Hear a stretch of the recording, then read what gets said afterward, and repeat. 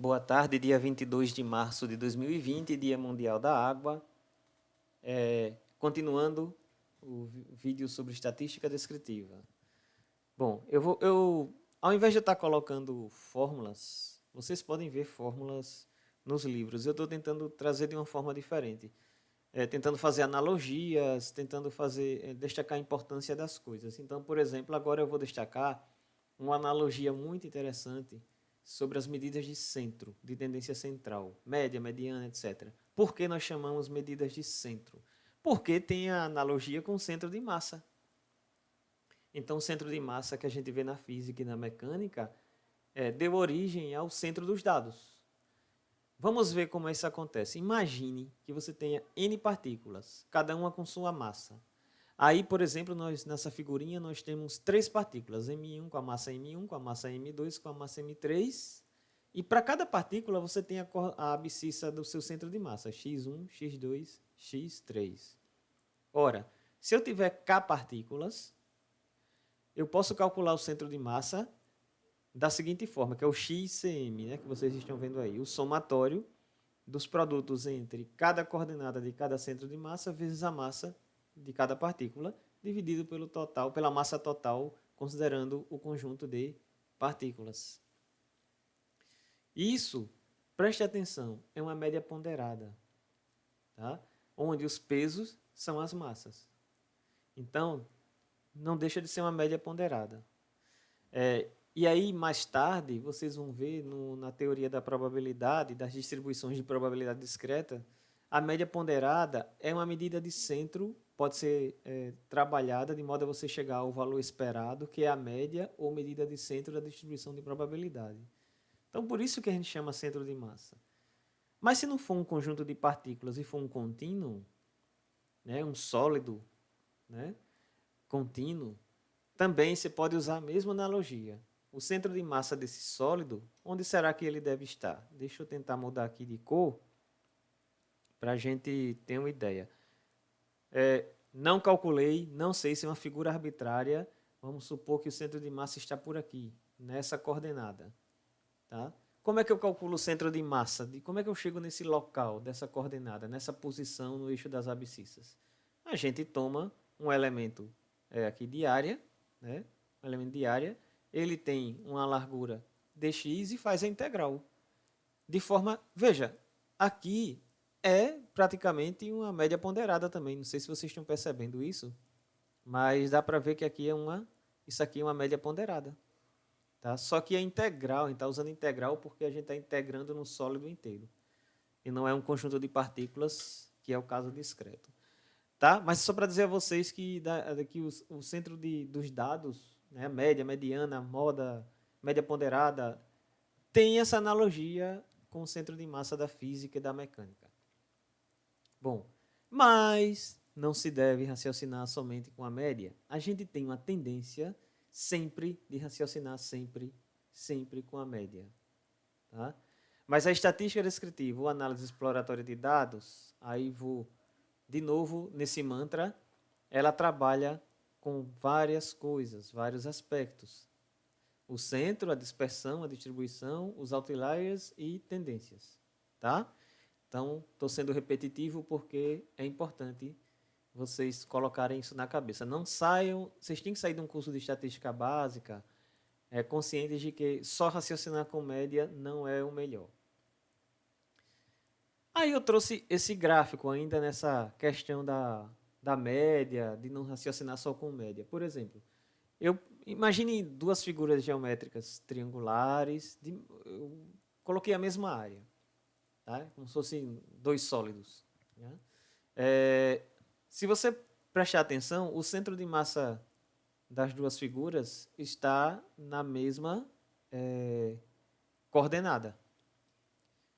Aí eu digo a vocês para descreverem esses dois sólidos, vocês só olham para o centro de massa? Não, né?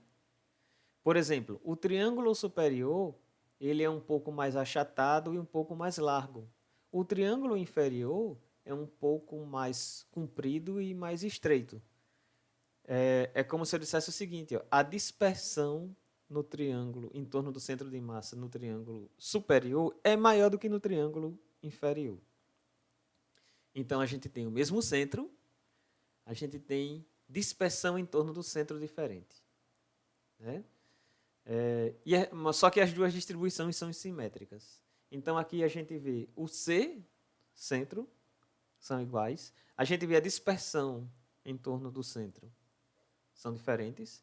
E a gente vê que as distribuições têm a mesma característica, ou seja, são simétricas. Certo? Vamos continuar raciocinando nessa história de não ficar somente com a média. Vamos dizer que você esteja na beira de um rio e um colega seu diz que você pode atravessar tranquilo porque a profundidade média é 1,5 m. Tá? Aí você diz, beleza. Só que ele não disse que no meio do caminho tem uma profundidade, né, bem maior do que a profundidade aqui no início, do que essa no meio, do que essa lá no final. E tem uma intermediária que também não é pequenininha. Se você não sabe nadar e for pensar só na média, quando você estiver andando aqui, você vai afundar.